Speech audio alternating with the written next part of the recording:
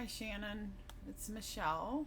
I'm going to go through your document finally. Sorry it took me a while. I was out of, not even in Louisville last week very much, so I appreciate your patience. So I'm just going to read through this as I go through it.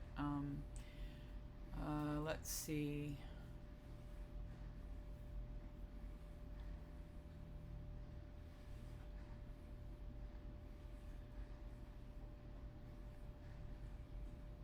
Yeah, so you're noticing the difference in the environments. That's good.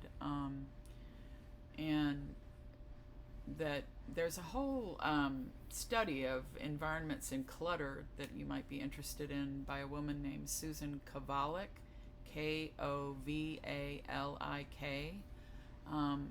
I'll try to remember to bring my book of hers in class, but so here are your questions. Anyway, she would be you would like her based on what I'm reading here. You have questions. So, are public schools not allowed to teach with this approach? I'm guessing this is not how it goes in early childhood. It's not what I've seen in my experience with public. I'm supposed to observe at Westport Early Childhood for another class. Will I see something completely different there? Well, okay, so public schools in early childhood have completely different approaches and have very limited access to lots of the things we're talking about in class, but not completely. I think there's wiggle room there, and we can always be bringing new ideas and things into public school classrooms, and we should. I'm sorry I can't predict what you're going to see at Westport because I've never gone there.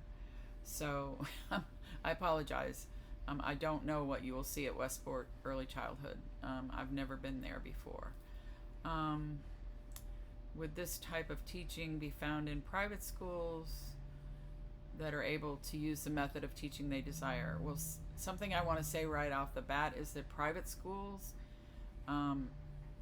do not have any more freedom than public schools do. It really depends on the leadership of the private school. Many private schools are under the same stresses and rigidity that public schools are with regard to early childhood. So, because their issue is they're responding to parents who are paying for an education. So basically both spaces are up against the same thing. Sometimes a private school can be a brave space, as we've talked about in From Teaching to Thinking, and allow parents and teachers who are not happy about those practices to leave. Basically, a private school has to be willing to go through a period of teachers and parents leaving, but attracting new people in that do want to pay for that kind of experience for their children. But it's a process, is what I would say. There are not many brave space private schools in our community, to be quite honest, because they're up against a different kind of pressure. So that's my answer to that. There's the biggest difference between public and private schools is the children that are there. When we observe in your class, will it be with one school only? Yes. I will talk to you about which one should be good for you based on what kind of school you want to work in. I think I've talked about that a little bit.